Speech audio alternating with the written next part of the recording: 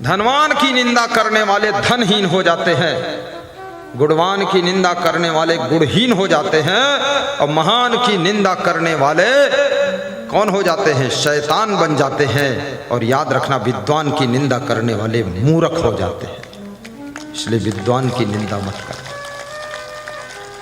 कोई सत्संग के लिए चंदा मांग रहा है, उसकी निंदा मत करो। कितने लोग कहते अरे इनका तो चंदा मांगने का धंधा ही है। धंधा है तो तुम क्यों नहीं धंधा करते? आओ तुम भी कर लो धंधा। धंधा बता रहे, अरे ये धर्म का काम है। कितनी हिम्मत करके वो व्यक्ति अपनी शर्म को खोकर, अहंकार को छोड़कर द्वार द्वार पर जाकर लोगों से चंदा मांगता है कि हमें सत्संग कराना है। 50,000 हम लगा रहे हैं, आप भी 5,000 दे दो, 500 दे दो, 1000 दे दो। आना भाई साहब हाथ जोड़ रहा, सबके ऐसे हाथ जोड़ रहा जैसे लगता है तुम दामाद हो, ऊपर से निंदा करते हो। बहुत पाप लग जाएगा। अगले जन्म में धनहीन हो जाओगे, भिखमंगे बन जाओगे, कटोरा लेकर बैठोगे कहीं मंदिर के किनारे, कोई भीख नहीं देगा तुमको। धर्म के लिए, भंडारा के लिए, धर्मशाला के लिए, आश्रम बनाने के लिए और सत्संग समागम कराने के लिए बढ़ चढ़ करके चंदा देना चाहिए। कोई 100 रुपये मांगे उसको 200 दे देना चाहिए। दान करने से धन कभी नहीं घटता है। दारू पीने से धन घटता, जुआ खेलने से धन घटता है, गलत कर्म करने से धन घटता है। दान करने से कभी धन नहीं घटता है। मैंने खूब इसका अनुभव किया है। फिजूल खर्ची मत करो, लेकिन दान खूब करो। 6 संतों की टोली बिड़ला जी के घर पर चंदा मांगने के लिए जाती है। 6 महात्मा मंदिर बना रहे थे। उस समय बिड़ला जी अपने बेटे को समझा रहे थे, डांट रहे थे। बेटे ने माचिस की 1 तीली ज्यादा जलाया था दीपक जलाने के लिए। 1 तीली से जल सकता था दीपक, लेकिन 2 तीली जला दिया। तो समझा रहे थे बेटे को कि फिजूल खर्ची क्यों किया, 2 माचिस की तीली क्यों जलाया। संत उसी समय पहुंच गए। संतों ने देखा, अरे बिड़ला जी तो इतना कंजूस है कि 1 माचिस की तीली के लिए अपने सगे बेटे को डांट रहा है। ये दान वान क्या देगा, कोई उम्मीद नहीं। देखिए, आदमी को जिंदगी पूरी गुजर जाएगी, लेकिन आदमी को परख नहीं पाओगे पूरा पूरा आदमी कैसा है। आदमी के जीवन के 1000 पहलू होते हैं। हीरा के तो 8 पहलू होते हैं, 10 पहलू होते हैं, लेकिन आदमी उस व्यक्तित्व का नाम है जिसकी जिंदगी के हजारों पहलू होते हैं। और एक पहलू से देख लिया और डिसीजन ले लिया कि आदमी ऐसा है, आपका फैसला गलत हो जाएगा। आदमी के और भी पहलू छिपे पड़े हैं। संत महात्मा उठकर खड़े हो गए, बोले बिड़ला जी अब हम लोग चलते हैं। ठीक है। नहीं नहीं, किस लिए आए थे आप? बैठो ना, दूध पी लो। दूध ला करके दिया, 6 गिलास दूध पिया। संतों ने आपस में चर्चा कर रहे हैं, लगता है दूध ही दूध हाथ रहेगा और कुछ नहीं मिलेगा। यहाँ मंदिर के लिए चंदा लेने आए थे।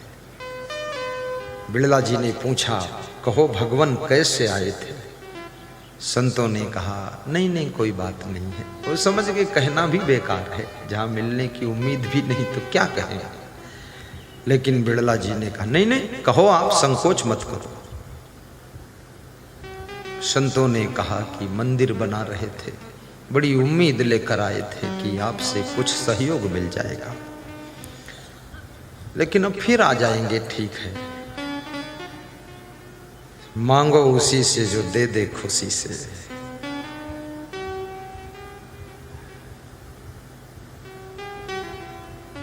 संतों ने जब कहा, बिड़ला जी ने बोले बैठो। आप अंदर गए। पैसा तो नहीं लाए बिड़ला जी, लेकिन एक कागज लेकर आए और संतों के हाथ पर रख दिया और कहा, ये छोटा सा दान स्वीकार करिए, मंदिर बनाना शुरू करिए। वो कागज सिर्फ कागज नहीं था, वो बैंक की चेक थी। संतों ने पढ़ा तो 2 लाख का दान था। 2 लाख। संतों को आश्चर्य हुआ कि एक माचिस की तीली अधिक जलाने के कारण बेटे को समझा रहे थे, डांट रहे थे, और 2 लाख 2 मिनट में चेक काट कर दे दिया। क्या है आदमी की विचारधारा। बिड़ला जी की कहानी है, याद रखना। बिड़ला जी कहते हैं ये बेटे की अगर आदत बिगड़ गई फिजूल खर्ची करने की, तो आज तो एक माचिस की तीली फिजूल खर्च करेगा, एक दिन ये करोड़ों फिजूल खर्च कर देगा। इसलिए फिजूल खर्ची नहीं करना चाहिए, और जरूरत है दान देने की तो 2 लाख भी दे देना चाहिए, उससे पुण्य होता है, उससे पुण्य होता है। सभी ग्रामवासियों से, क्षेत्रवासियों से, श्री महादेव मुखिया से भी कहूंगा, रंजीत शाह से भी, जितने यहाँ महामहिम लोग सब बैठे हैं, छोटे बड़े, राममूर्ति यादव जी को धन का भी सहयोग देना। ऐसे चुप्पे चुप्पे मत चले जाना। 5,000 10,000 ऐसे दे देना, गुरु की आज्ञा हो चुकी है।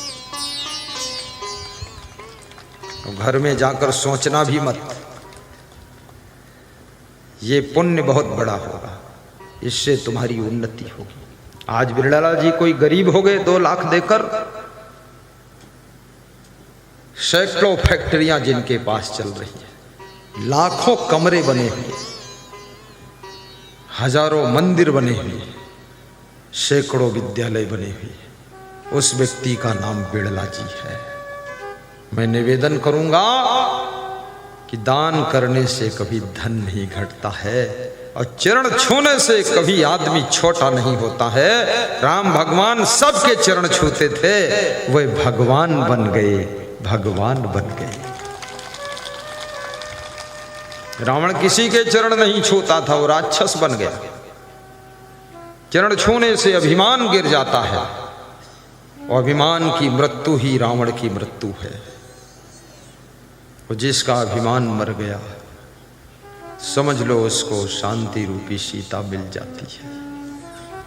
अहंकार को मारिए, सेवा रूपी लक्ष्मण को होश में लाइए। सेवा रूपी लक्ष्मण मेघनाद के बाण से मूर्छित हो चुके हैं। मेघनाद अहंकार का प्रतीक है, लक्ष्मण सेवा के प्रतीक है। सेवा जब कमजोर होती है, कब? जब अहंकार का जन्म होता है। इसलिए अहंकार को मार दीजिए, सेवा को बचा लीजिए, और सेवा ही वह सीढ़ी है जिस पर चढ़ करके तुम सुख शांति को पाते हो, तुम्हारा कल्याण होता है।